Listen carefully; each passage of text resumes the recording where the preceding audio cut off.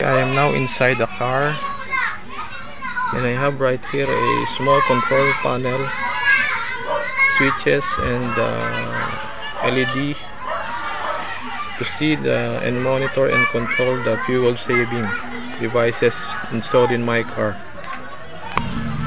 Okay, as you can see, this is the blinking of the level solenoid valve of the vaporizer.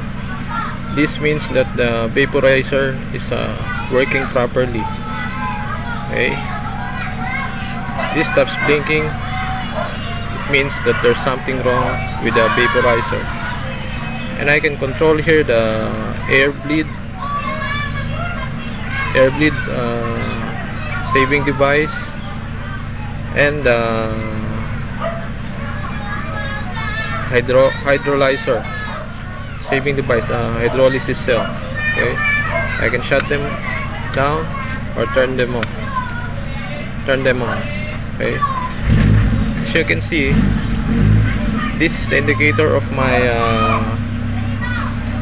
hydrogen generator, HSO cell.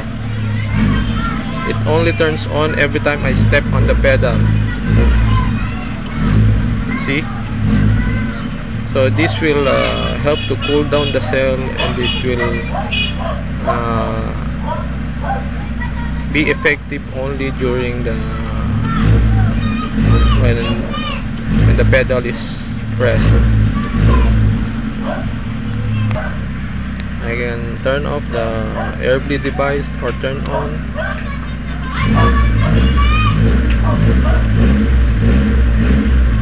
That's the air bleed. This is the HSO cell. I can turn it off. HSO cell. Oh. And I also include a switch for my blower, engine radiator fan, because I want the heat during cold start.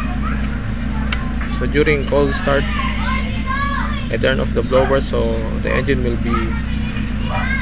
heat much faster. The radiator fan is on.